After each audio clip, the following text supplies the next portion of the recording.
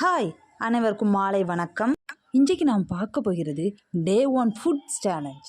சுவையான veg burger வீட்டிலேயே எப்படி செய்வது என்று பார்க்கலாம். வீட்டில் இருக்கும் பொருட்களை மட்டும் பயன்படுத்தி சுவையான வெஜ் பர்கர் செய்வது எப்படி என்று பார்க்கலாம்.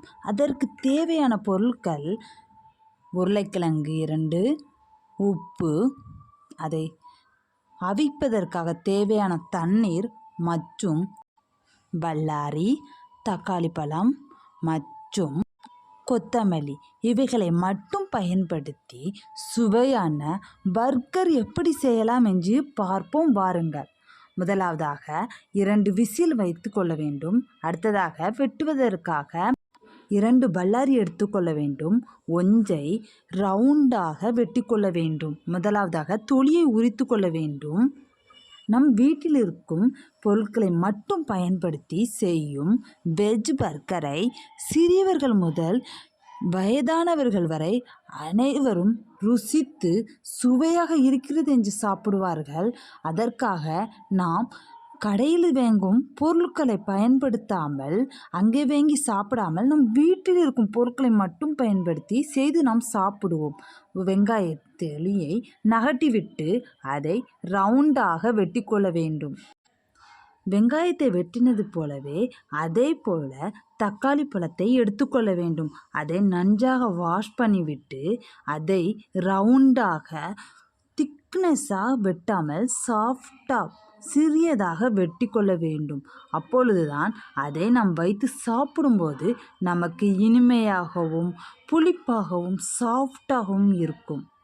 அதை நாம் ஒரு பிளேட்டில் எடுத்துக்கொள்வோம். அடுத்ததாக நம்ம அதை கழுவி கொண்டு வந்து அடுத்ததாக கொத்தமல்லியை எடுத்துக்கொள்ள வேண்டும். அதை நன்றாக வாஷ் பண்ணிட்டு அதில் இருக்கும் அந்த தண்டை மட்டும் எடுத்து தூரை போட்டு கொள்ளுவோம். அந்த கொத்தமல்லியை நன்றாக சிறிய துண்டுகளாக வெட்டி கொண்டு அதை ஒரு பாத்திரத்தில் எடுத்துக்கொள்ளுவோம். அதை எடுத்துவிட்டு அதை நாம் நன்றாக வாஷ் பண்ணி கொள்ளுவோம். அடுத்ததாக ஒரு வெங்காயத்தை எடுத்துக்கொண்டு அதில் இருக்கும் தோலியை நகர்த்தி விடுவோம். அந்த வெங்காயத்தை எடுத்துக்கொண்டு அதை நன்றாக சிறிய துண்டுகளாக வெட்டி கொள்ள வேண்டும். அப்பொழுதுதான் அதை அந்த பர்கருக்கு வைக்க வேண்டிய அந்த ரவுண்டை நாம் தயாரிக்கும் போது அது நமக்கு பயனுள்ளதாக இருக்கும். அதை நன்றாக வெட்டி கொள்ளுவோம். அதை சிறிய துண்டுகளாக வெட்டி கொண்டால்தான் அதை நாம் சாப்பிடும்போது அது நமக்கு சாப்பிடுகிறது நமக்கு நன்றாக இருக்கும், சுவையாக இருக்கும். அடுத்ததாக நாம் அதை நகட்டிவிட்டு தக்காளி பழத்தை எடுத்துக்கொண்டு அதையும் நாம் அதை சிறிய துண்டுகளாக வெட்டி கொள்ளுவோம். அடுத்ததாக நாம் விசில் வைத்த அந்த உருளைக்கிழங்கு வெந்ததாக பார்ப்போம். வெந்து விட்டது. அதை நாம் ஒரு பாத்திரத்தில் எடுத்துக்கொள்ளுவோம். எடுத்துக்கொண்ட பிறகு அதனில் கொஞ்சமாக தண்ணி ஊற்றி அந்த சூடு தணிகிறதுக்கப்புறம் அந்த தொலியை நாம் உரித்து கொள்ள வேண்டும். அதை உரிக்கும் போது சாஃப்டாக கையில் வருகிறது என்றால் நாம் பார்த்தால் அது சாஃப்டாக வந்தது என்றால் அது வெந்துவிட்டது என்று நமக்கு தெரியும். அதை உரித்த பிறகு அதை மீண்டும் ஒரு தடவை வாஷ் பண்ணிக்குவோம். அடுத்ததாக ஒரு பாத்திரத்தில் எடுத்து அதை நன்றாக அமுக்கி அதை சாஃப்டாக வரும் வரை நாம் அதை கிண்டி விட்டு கொள்ள வேண்டும். அதை கடைந்து கொள்ள வேண்டும். அடுத்ததாக நாம் வெட்டி வைத்த பல்லாரி மற்றும் தக்காளி பழத்தை சேர்த்து அதை நன்றாக கலக்கி கொள்ள வேண்டும். அதனுடன் சேர்ந்து நாம் கொத்தமல்லியும் நாம் உப்பையும் சேர்த்து கொண்டு சிக்கன் மசாலா பொடியையும் சேர்த்து கொள்ளுவோம். ஏனென்றால் அது உரைப்புக்காக யூஸ் ஆகும். நன்றாக அதை கலக்கி அதை உப்பு சரியாக இருக்கிறதா என்று நாம் செக் பண்ணிக்குவோம். அடுத்ததாக அதை நவுட்டி வைத்துவிட்டு நாம் வாங்கிட்டு வந்த அந்த பன்னை எடுத்து நன்றாக அதை சாஃப்டாக இருக்கிறது அதை எடுத்துவிட்டு அதை இரண்டிற்கும் நடுவில் அதை வெட்டி கொள்ள வேண்டும். ஏனென்றால் அதற்குள்ளே தான் அந்த பன்னுக்குள்ளே தான் அந்த பர்கருக்குள்ளே அந்த பீஸை நம்ம வைக்க. இன்றைக்கு நான் ஒரு 4 பன்னை வைத்திருக்கேன். அதை நன்றாக 4ஐயும் வெட்டிவிட்டு அதை ஒரு பாத்திரத்தில் தனியாக எடுத்துக்கொள்ளுவோம். அடுத்ததாக ஒரு பாத்திரத்தை அடுப்பில் வைத்து நம்மிடம் இருக்கும் நெய் அல்லது பட்டரை சேர்த்து கொள்வோம். உங்களிடம் இருந்தால் பட்டர் அல்லனா தேங்காய் எண்ணெயை யூஸ் பண்ணிக்குவோம். அதை நன்றாக அந்த தோசை தட்டில் ஊற்றி கொண்டு அதில் பன்னை சேர்த்து அதை கொஞ்சமாக அதை சூடு பண்ணிக்குவோம். அதில் உள்ள சாஃப்ட்னஸ் வர்றதுக்காக கொஞ்சம் அதை தேய்த்து கொண்டு அதை நகட்டி வைப்போம்.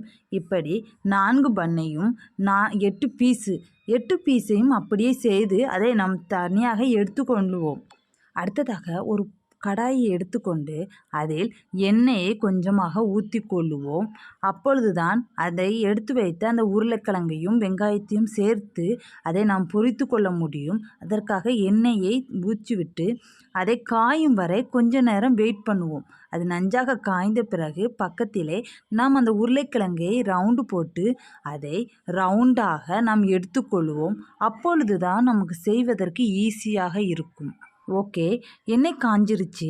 அதற்குடன் நாம் ஒரு எடுத்து வைத்ததை நாம் அந்த தட்டில் தட்டிக்கலாம். அப்படி இல்லை என்றால் நாம் கைகளில் சேர்த்து கொள்ளுவோம்.